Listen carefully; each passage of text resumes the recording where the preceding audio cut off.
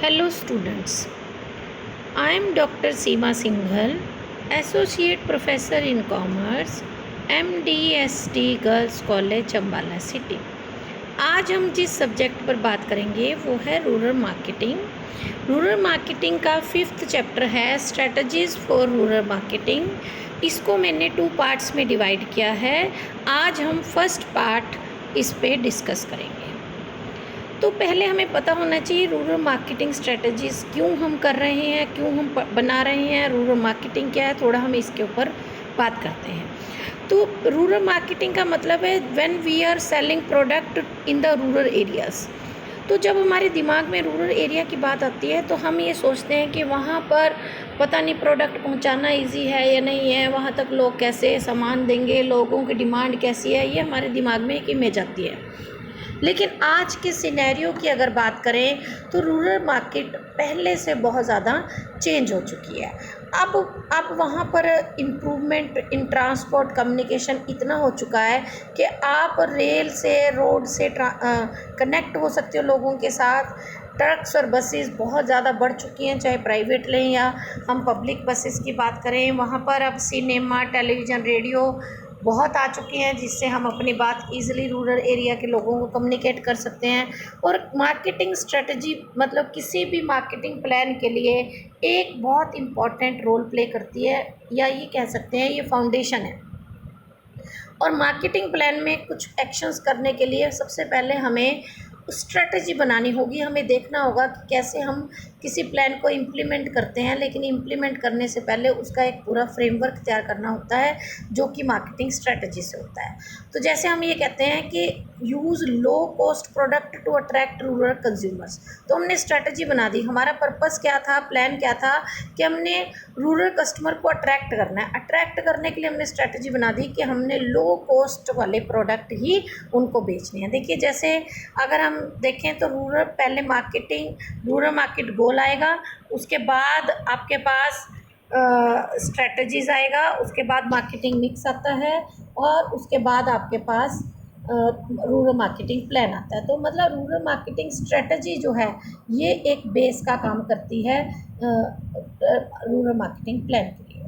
तो इसके अगर हम इंट्रोडक्शन की बात करें, इसमें ये फर्दर हम देखेंगे कि जो अर्बन एरिया है उसकी स्ट्रेटजी और जो रूरल एरिया है उसकी स्ट्रेटजी कंपैरेटिवली फ़र्क है। जो रूरल एरिया में लोग हैं उनका सोचने का तरीका, उनका रहना, उनका एटमॉस्फेयर, एनवायरनमेंट सब कुछ अलग है, इसलिए उनकी सोचने का तरीका अलग होने की वजह से उनके लिए स्ट्रेटजी भी अलग होगी। तो अर्बन एरिया का क्या है कि सबसे पहले हमें उनको कॉन्टैक्ट करना बहुत ईजी है, क्योंकि वो एक ही एरिया, एक ही वाइड स्प्रेड एरिया में फैले हुए हैं। लेकिन जो रूरल एरिया है वो छोटे छोटे विलेजेस हैं और काफ़ी दूर दूर तक वो विलेजेस कनेक्टेड नहीं हैं। इसकी वजह से हम ये कह सकते हैं कि वो एरिया जो है वो काफ़ी स्कैटर्ड है, तो इसलिए हमें उन लोगों को कांटेक्ट करना भी एक चैलेंज है।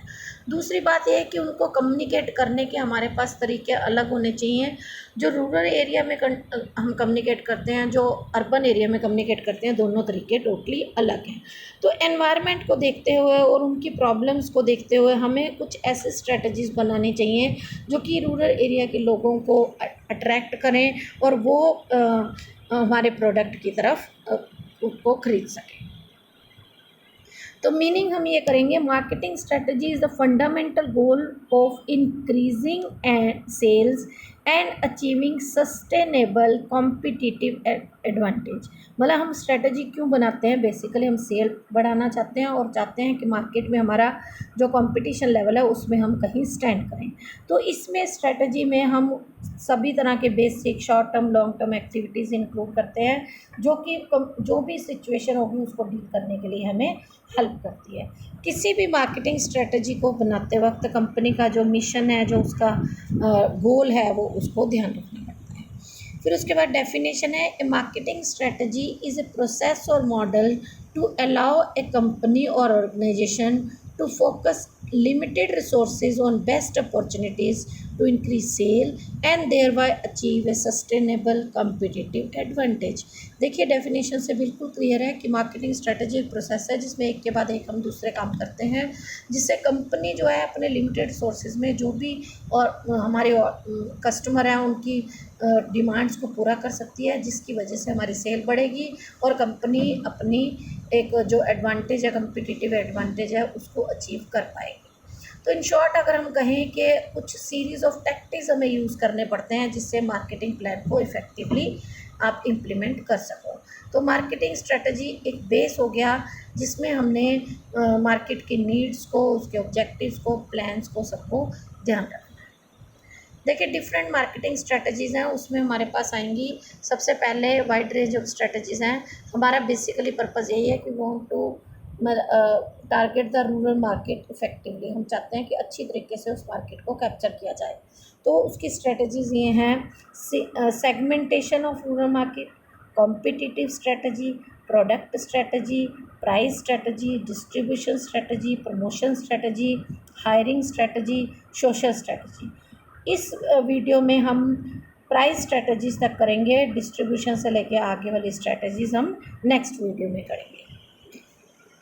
तो सबसे पहले आता है सेगमेंटेशन ऑफ रूरल मार्केट।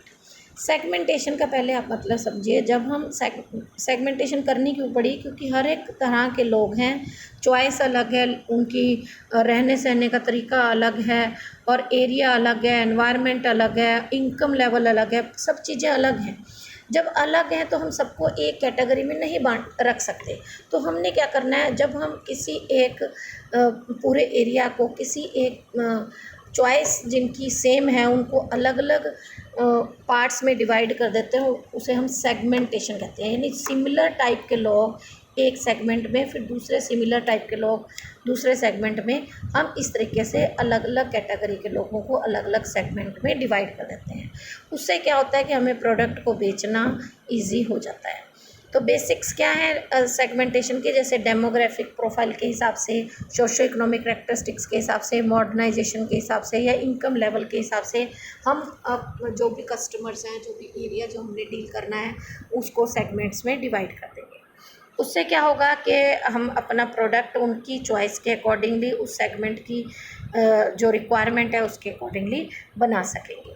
देखिए इसकी कुछ करैक्टरिस्टिक्स रहती है रूरल मार्केट सेगमेंटेशन की। एक तो हमें ये देखना है कि लैंड होल्डिंग पैटर्न कितनी उनके पास ज़मीन है, ऑक्यूपेशन कैटेगरीज कौन कौन सी है, क्रॉपिंग पैटर्न कौन सा है, कौन कौन सी फसलें वहाँ उगाई जाती हैं, फिर है प्रॉक्सिमिटी टू सिटीज़ के, कितना पास है या दूर है, एजुकेशन लेवल कितना है, इरिगेशन फैसिलिटीज़ क्यों देखनी पड़ रही है रूरल एरिया में, क्योंकि अगर उनके पास फसलें ही उनकी इनकम है और वहाँ पर अगर पानी की सुविधा नहीं है तो आप वहाँ पर फसलें अच्छी नहीं उगा सकते। Then progressiveness of worker, farmers के अब फार्मर पहले से कितना अच्छा अर्न कर रहे हैं, वो कैसे प्रोग्रेस कर रहे हैं। Then competitive strategy. Competitive strategy में हम क्या करते हैं कि कंपटीशन क्या है कि रूरल मार्केट का अर्बन मार्केट से अलग है। जैसे लिम्का वर्सेस लेमन, हम कंपनीज कहते हैं रूरल मार्केट में अगर वो एंटर करना चाहती हैं तो माइकल पोर्टर ने उसको 5 फैक्टर्स मॉडल में डेवलप किया, जिसमें वो कंपटीशन स्ट्रेटजी को डिवाइड करता है। सबसे पहले सप्लायर जो पर्सन वो नहीं है जो कंपनी को हाई क्वालिटी प्रोडक्ट प्रोवाइड करता है, लेकिन हाई क्वालिटी के साथ साथ वो उन्हें लो रेट पर भी प्रोडक्ट देता है, वो ही गुड सप्लायर है। और जो गुड मटेरियल, गुड क्वालिटी लो प्राइस पर देगा, तब हम कंपटीशन को बीट कर पाएंगे। क्योंकि अगर हमारे पास पहले ही महंगा प्रोडक्ट आया तो उसकी प्रोडक्शन करने के बाद तो उसके रेट बढ़ेंगे ही, कम नहीं हो सकते। देन कस्टमर पार का मतलब है कि अगर अब पहले रूरल एरिया में लोग इतने लिटरेट नहीं थे, लेकिन अब लिटरेसी लेवल वहाँ भी बढ़ रहा है। और अगर हम वहाँ पर प्रमोशनल एफर्ट्स करते हैं और लोगों के साथ कांटेक्ट करते हैं तो वहाँ पर क्योंकि उनको उसके बारे में नॉलेज है, क्योंकि वो भी अर्बन एरिया के लोगों के साथ इन कांटेक्ट हैं, तो कस्टमर जो है वो पहले से ज़्यादा अवेयर है। तीसरी बात है पोटेंशियल एंट्रेंस। इसका मतलब क्या है कि जब भी कंपनी कोई ऑपरेट करती है, ये देखती है कि किसी भी अगर आपके पास जो पहले कस्टमर हैं वो तो वही है, ओके हैं, लेकिन और कितने नए एंट्रीज़ आप देख सकते हो कि आने वाले टाइम में आपके पास वो कस्टमर आ सकते हैं, क्योंकि जब तक नए लोग नहीं आएंगे तब तक कोई भी बिज़नेस ग्रो नहीं कर सकता। देन सब्स्टिट्यूट प्रोडक्ट्स मतलब ये है कि लो लेवल ऑफ एजुकेशन की वजह से या अवेयरनेस कम होने की वजह से या रूरल एरिया में जो लोग रिटेलर वहाँ पर जो है उनके ऊपर डिपेंड होने की वजह से उनको ये देखना पड़ता है कि कंपनी के पास उस प्रोडक्ट को के अलावा कौन कौन सी चीज़ें हैं जो कि वहाँ के लोगों को अट्रैक्ट कर सकती हैं। जैसे नींबू पानी है, लेमन है, जलजीरा है, वो एक कॉम्पिटिटर की तरह वर्क करता है कोक के अगेंस्ट, क्योंकि लोग गांव के लोग नेचुरल चीज़ों पर ज़्यादा विश्वास करते हैं बजाय कि इन चीज़ों की। Then competition, nature of competition in rural market जो है वो अर्बन से कम है। यहाँ पर brand option, number of brand option comparatively जो रूरल अर्बन एरिया के लोग हैं उनसे डिफरेंट है। अर्बन एरिया में तो लोग ब्रांडेड प्रोडक्ट ओनली देखते हैं, यहाँ पर ब्रांडेड अनब्रांडेड दोनों देखते हैं, लेकिन क्वालिटी जिसकी अच्छी होगी वही प्रोडक्ट वो खरीदते हैं। उसके बाद हम करेंगे product strategy for rural area. इसमें मतलब हमने क्या करना है प्रोडक्ट स्ट्रेटजी में कि हमने वो देखना है कि उनकी नीड्स, उनकी वांट्स के हिसाब से प्रोडक्ट बने, क्योंकि रूरल मार्केट वहाँ पर वहाँ का सोशल फिज़िकल एनवायरनमेंट कैसा है, उनकी नीड्स कैसी हैं, और वो चाहते हैं कि जो उनको प्रोडक्ट मिले उनकी वैल्यू फॉर मनी हो, यानी उनका क्योंकि हार्ड अर्न्ड मनी है और उसको अगर वो किसी ऐसी लग्जरियस चीज़ों पर खर्च देंगे तो वो खाना कहाँ से खाएंगे। इसलिए उनका जो प्रोडक्ट है वो ड्यूरेबल भी होना चाहिए और उनकी नीड्स और वांट के हिसाब से चाहिए। तो कुछ इनोवेटिव प्रोडक्ट कंपनीज बनाती हैं जिससे वो प्रोडक्ट मार्केट में चलता है रूरल मार्केट में, जैसे एलजी, फिलिप्स या हिंदुस्तान लीवर लिमिटेड। तो कहीं हम ये भी कह सकते हैं कि मार्केटिंग जो टोटल रूरल एरिया की डिफरेंट है, या कुछ केसेस में सेम भी प्रोडक्ट रूरल और अर्बन एरिया में चलते हैं, लेकिन ये बात ध्यान रखनी पड़ती है जो नॉन ड्यूरेबल या कन्वीनियंट गुड्स हैं वो एक्सक्लूसिवली रूरल मार्केट के लिए बनाई जाती हैं, क्योंकि जो ये कंज्यूमर ड्यूरेबल है उसमें ऐसा नहीं कर सकते कि हम रूरल मार्केट के लिए अलग बनाएं और अर्बन मार्केट के लिए अलग बनाएं। जैसे टीवी है, टीवी तो एक्चुअली रूरल एरिया और अर्बन एरिया दोनों के लिए सेम ही बनेगा, वहाँ उसमें ज़्यादा डिफ्रेंशिएट नहीं कर पाएंगे। Then different product strategies for rural marketing, हमने अपनी प्रोडक्ट को पॉपुलराइज करना है, बेचना ज़्यादा है, उसके लिए कंपनी किस तरह से रूरल स्ट्रेटजी बनाती है वो मैं आज अभी हम करेंगे। सबसे पहले है small unit packing. Small unit packing में हम ये बात देखें कि कुछ 4 चीज़ों का ध्यान रखना पड़ता है जब हम कोई भी रूरल मार्केट में प्रोडक्ट बेचते हैं। Affordability, storability, low price and easy to display. अब इन सब में जो मेन बात है क्या है कि अफोर्डेबिलिटी, कि लोग किस चीज़ को एक्सेप्ट करेंगे। देखिए स्मॉल यूनिट ऑफ पैकिंग का क्या होगा कि जैसे शैशे में अगर कोई चीज़ है तो रूरल मार्केट के लोग क्या करेंगे, उनके पास पैसा लिमिटेड है, डेली नीड्स वो पूरी कर पा रहे हैं, ऐसा नहीं है कि वो 1 किलो की पैकिंग ले लेंगे और बाकी कुछ खाएंगे नहीं। तो जो स्मॉल पैक्स हैं वो यहाँ के लिए बहुत ही यूज़फुल रहते हैं, तो उससे आपकी सेल्स भी बढ़ जाती है और कंपनी की सेल्स भी बढ़ जाती है और कस्टमर भी उस प्रोडक्ट को यूज़ कर पाता है। फिर है different product strategy for rural market, जैसे इसमें दूसरा पॉइंट आएगा लो प्राइसिंग पैकिंग। लो प्राइस्ड पैकिंग का मतलब कि हमने इस तरीके से पैकिंग करनी है कि पैकिंग का खर्चा ना हो पहली बात, और उसका डिनोमिनेशन डिफरेंट हो, जैसे ताजमहल है प्रीमियम ब्रांडेड है, ये शैशे में भी आपके पास अवेलेबल है। तो अब क्या है कि अगर आपने ऐसी चीज़ें बेचनी है तो आपने ये देखना पड़ेगा कि जो टी आप बेच रहे हो या कोई भी ऐसा प्रोडक्ट बेच रहे हो कि वो यूनिट पैकिंग जो है वो छोटी हो, कम हो, लो प्राइस्ड हो, कम हो। फिर उसके बाद कॉम्बी पैक। कॉम्बी पैक क्या होता है कि जब आप 2 या 3 चीज़ों को इकट्ठा करके सेल करते हो और उसमें कुछ ना कुछ लेस कर देते हो, उसे हम कॉम्बी पैक कहते हैं। तो उसके बाद कस्टमर के पास मतलब हमें लगता है कि हमारे 3 या 4 प्रोडक्ट बिक जाएंगे और कस्टमर को लगता है कि वो 3 प्रोडक्ट खरीदने की वजह से उसको कुछ ना कुछ फ़ायदा हो गया इन टर्म्स ऑफ मनी। उसके बाद है premium product strategy. Premium product का मतलब है कि देखो अर्बन एरिया और उसकी प्रेफरेंसेस कुछ सिमिलर भी हो सकते हैं, कुछ अलग भी हो सकती हैं। तो ऐसा नहीं है कि हमेशा जो कंज्यूमर ड्यूरेबल है ये चीज़ें बनाते हैं वो चीप प्रोडक्ट में ही बिलीव करते हैं। वो लोग कुछ ब्रांडेड चीज़ें भी लिखते हैं।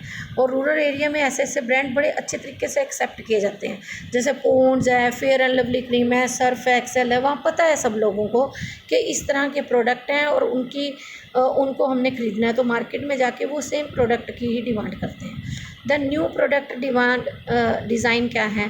देखिए, जब हमने ये कहा कि वहाँ की चॉइस अलग है, चॉइस का मतलब ये है कि उनका जो प्रोडक्ट का डिज़ाइन है उनकी वहाँ पर रहन सहन के हिसाब से होना चाहिए।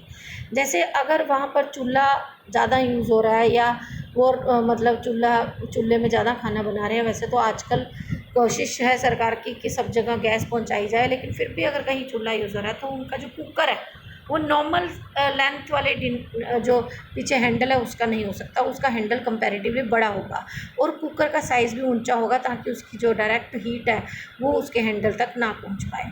तो इस तरीके से उन्होंने बनाया। ऐसे ही पीवीसी शूज़ हैं, चप्पल हैं, वो इसलिए बनाई जाती हैं ताकि वहाँ पर कि वर्किंग एनवायरनमेंट के वहाँ सड़कों को देख कर उन रफ टफ कि जैसे मर्जी चलें और वो चीज़ ना टूटे। उसके बाद है यूटिलिटी ओरिएंटेड प्रोडक्ट, कि हमने ऐसी चीज़ें बनानी है जो कि उनके लिए सोफिस्टिकेटेड भी हो, अपीयरेंस भी अच्छी हो और वो उनको यूटिलिटी हो। जैसे फ़िलिप्स रेडियो है कि फ़िलिप्स रेडियो ने लो कॉस्ट पर अगर एक मास वेव रिसीवर बनाया कॉस्ट मीडियम बहादुर के नाम से, तो ये एक अच्छा शुरुआत थी फ़िलिप्स की। देन स्टर्डी प्रोडक्ट, स्टर्डी का मतलब कहता है रफ़ एंड टफ हैंडलिंग हो जिनको आपको बहुत ज़्यादा केयर ना करनी पड़े। जैसे हम बैटरी सेल्स की बात करते हैं तो कस्टमर देखते हैं कि जो ड्यूरा के सेल हैं या सेल हैं, स्टर्डीनेस उसकी शो करते हैं। यानी आप ये देख सकते हो, कई बार क्या होता है कि रूरल कस्टमर देखता है कि अगर किसी चीज़ की में कलर डार्क है, डार्क कलर का मतलब they think that is study. Study का मतलब बेसिकली क्या हुआ कि स्ट्रॉन्ग है, उसको काजू बाजू नहीं है, वो चीज़ एकदम नहीं टूट जाएगी। ठीक है। जैसे फ़िलिप्स ने नया रेडियो ऐड किया 2 in 1, बिगर भी है, बड़ा भी है, लाउड भी है। तो बड़ा होने का फ़ायदा ये हो गया कि उसको हैंडल करना ईजी हो गया। छोटा और सॉफ्ट सा होगा तो उसको हैंडल करना कंपैरेटिवली मुश्किल हो जाएगा। Then branding strategy, branding strategy का मतलब है, जो क्लैरिन मैकन था उसने कहा था कि ब्रांड कॉन्शियसनेस भी रूरल एरिया के लोगों में है, लेकिन अकॉर्डिंग टू देयर ट्रेडिशन है।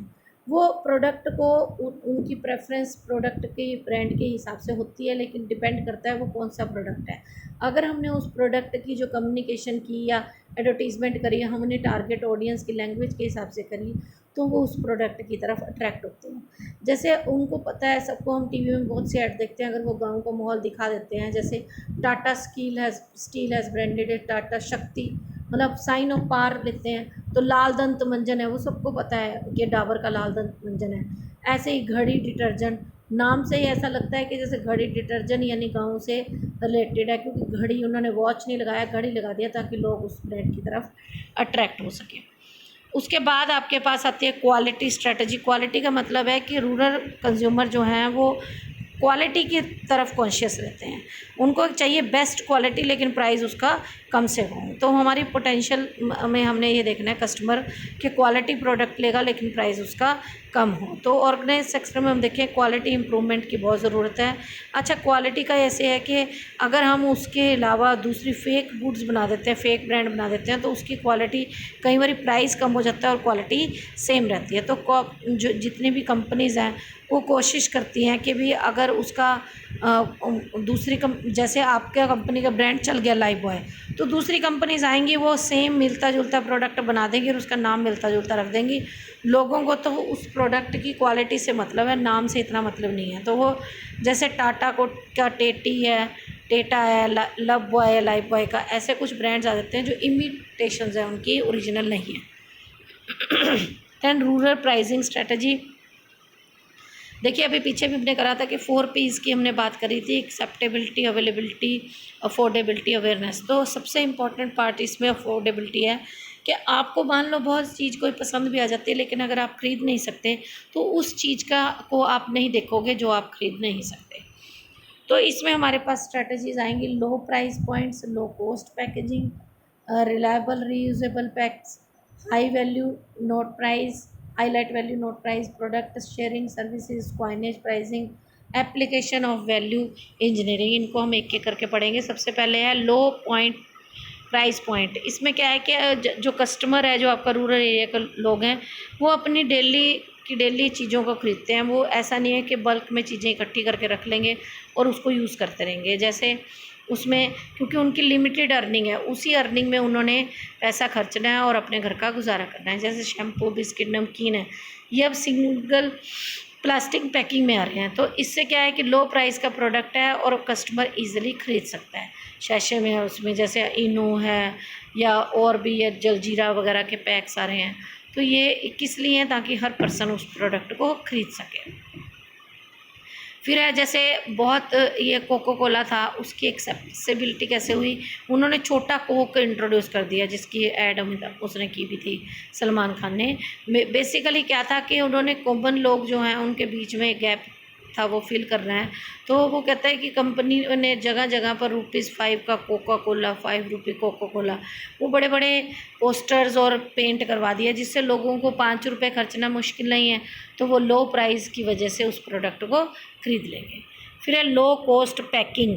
पैकेजिंग का मतलब क्या होता है, जो हमने पैकेजिंग की, जो उस प्रोडक्ट की रैपर लगाया या उसको किसी चीज़ में पैक किया, अगर वो पैकेजिंग महंगी है तो भी उस प्रोडक्ट की कॉस्ट बढ़ जाएगी। तो हमने कोशिश ये करनी है कि उसकी जो पैकेजिंग है उसके कॉस्ट कम हो। जैसे ब्रिटानिया बिस्किट है या टाइगर बिस्किट है, ये बिस्किट कैसे, उनकी पैकिंग ऊपर नॉर्मल सा एक पॉलीथीन वाली पैकिंग है, मतलब ऐसा नहीं है कि बहुत हाई फाई या पैकिंग है जिसकी वजह से उसका प्राइस जो है वो कम रहा। Then highlight value not price. और कई प्रोडक्ट ऐसे होते हैं जहाँ पर आपको प्राइस की बजाय उसकी वैल्यू, उसकी जो क्वालिटीज़ हैं उसको हाईलाइट करना पड़ता है। जैसे कि राजदूत मोटरसाइकिल है या हीरो होंडा है, उनकी माइलेज बताएंगे, मेंटेनेंस बताएंगे, रीसेल वैल्यू बताएंगे, कि उनको पता है कि अगर आपने ब्रांडेड प्रोडक्ट खरीदा तो आने वाले समय में उसकी डिमांड बढ़ेगी ही, कम नहीं।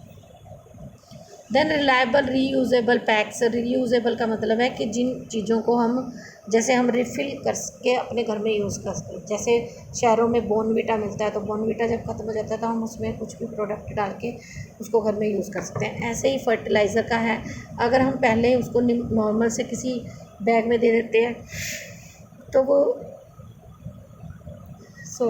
रीयूज़ नहीं कर पाएगा। लेकिन अगर आपने उसको फर्टिलाइज़र को किसी पैकिंग में ऐसे दिया, पॉलीथीन सैक में, मतलब बोरी में, इस तरीके से कि वो उसका क्वालिटी भी कम ना करे और उसको रीयूज़ कर सके लेटर ऑन, जब वो एज ए वेजिटेबल बैग की तरह या उनको अपना सामान लेके आने के लिए उसको रीयूज़ कर सके। Then optional product pricing. इसमें क्या है कि कंपनी क्या करती है कि जो मेन प्रोडक्ट है वो कम प्राइस पर बेचती है, लेकिन उसके साथ जितनी भी एडिशनल एसेसरीज़ हैं उनका रेट हाई कर देते हैं। तो आपकी मर्ज़ी है, आप वो एसेसरी लगवाना चाहते हैं लगवाएं, नहीं लगवाना चाहते तो ना लगवाएं। कॉइनेज प्राइसिंग का क्या मतलब है कि जितने भी फास्ट मूविंग कंज्यूमर प्रोडक्ट हैं, कंपनी ये चाहती है कि मतलब हमें अगर छुट्टे पैसे देने पड़ जाते हैं तो बहुत मुश्किल आती है, तो कंपनी ऐसा कोशिश करती है कि उसका रेट इस तरीके से रखा जा सके कि उसको आप इजीली आराम से एक कॉइन से पेमेंट कर सकें। जैसे कोका कोला है, वो ₹5 का बेचना शुरू कर दिया है, या सोप है 5 की, 10 की, हर तरीके की आती हैं। तो बेसिकली कॉइनेज की प्राइसिंग इसलिए रखी जाती है ताकि मैक्सिमम कस्टमर को बिना किसी टेंशन के हम अटेंड कर सकें। Then application of value engineering. इसका मतलब क्या है कि हमें कोशिश करनी है कि जो रॉ मटेरियल यूज़ हो रहा है वो सस्ता और बढ़िया हो। हमने इस तरीके से रिप्लेस करना है जिससे कि उस प्रोडक्ट की वैल्यू भी कम ना हो, लेकिन उसका जो रॉ मटेरियल है वो सस्ता भी मिल जाए। ठीक है, जैसे मिल्क प्रोटीन है, बहुत महंगा होता है, लेकिन अगर आप सोया प्रोटीन लोगे वो सस्ता है और दोनों की फूड वैल्यू सेम है। Then product bundle pricing. Product bundle pricing क्या है, इसमें हमने देखना है कि जब हम इकट्ठा कोई प्रोडक्ट खरीदते हैं तो कस्टमर को ऐसा लगता है कि उस प्रोडक्ट की रेट कम हो गया। ऐसा ही जैसे फेस्टिवल सीज़न में या सीजनल टाइम में जब उनकी फसलें कटती हैं तब वो ऐसी इकट्ठी चीज़ें खरीदना शुरू कर देते हैं और वो उनको अट्रैक्ट करते हैं कि कम रेट पर हमें ये चीज़ें मिल रही हैं।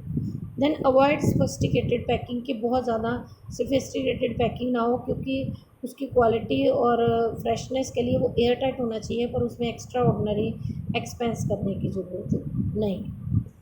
देन कुछ ऐसे ब्रांड्स हैं जिनका इम्पैक्ट अभी भी हमारे दिमाग में रहता है, जैसे बिल्ली वाली सेल, कई बार एवरेडी बैटरीज़ हैं, वो कस्टमर को, रूरल कस्टमर को बड़े अच्छी तरह से पता है। लाल साबुन लाइफ बॉय को कहते हैं, जैसे लड़का वाला पेंट, जैसे एशियन पेंट मस्को है, निरमा गर्ल्स है, निरमा डिटर्जेंट के लिए, डाबर च्यवनप्राश के लिए किसी ऋषि मुनि को दिखा देते हैं। पार्ले में एक पार्ले बिस्किट में बेबी आती है। कोकोनट ट्री है दो, जो कि गांव में बहुत सारे ट्री होते हैं। अमूल बटर है, उसे हम संस्कृत वर्ड अमूल्य भी कहते हैं। अमूल्य मतलब प्राइसलेस। तो वो जो नाम है वो आपको अट्रैक्ट कर रहा है, ठीक है। देन जंडू बाम है, ठीक है। और पीड़ा आरी बाम जिसे कहते हैं। देश का नमक, देश का नमक की जब बात होती है, टाटा सॉल्ट की बात होती है, तो दिमाग में एक ऐसा ख्याल आता है कि हमारे देश की बात है। तो इस तरीके से उनका इम्पैक्ट जो है वो कस्टमर पर इन सभी प्रोडक्ट्स का काफ़ी लंबे समय तक रहता है। ऐसे ही कि हिंदुस्तान लीवर लिमिटेड ने एक मुहिम चलाई थी। उन्होंने क्या कहा था कि एक कैंपेन चलाया जिसमें खुशियों की डॉली करके, कारवां ऑफ हैप्पीनेस करके एक पॉपुलर चीज़ शुरू की रूरल एरियाज़ में। इस कैंपेन का पर्पस क्या था कि जितने भी जो आपके प्रोडक्ट हैं वो हर तरह के कस्टमर के पास पहुंच सके, मतलब ब्रांड अडॉप्ट करें लोग, लोगों के एंड तक जो डार्क एरियाज़ में अंदर अंदर रहते हैं तो उनको भी इन प्रोडक्ट के बारे में पता चले। तो ये कंपेन था जिसमें Surf Excel, Fair Lovely, Lifebuoy, Wheel, Close Up, ये सारी डेली नीड की ज़रूरत की चीज़ें थी। मैंने जो ये बुक्स रेफ़र करी हैं इस चैप्टर के लिए वो हैं वीके पब्लिकेशंस की, कल्याणी पब्लिकेशंस की, और ये साइट्स हैं जिनके ऊपर जाकर हमने थोड़ी मेहनत की थी। Thank you very much. Stay safe, stay home. Thank you.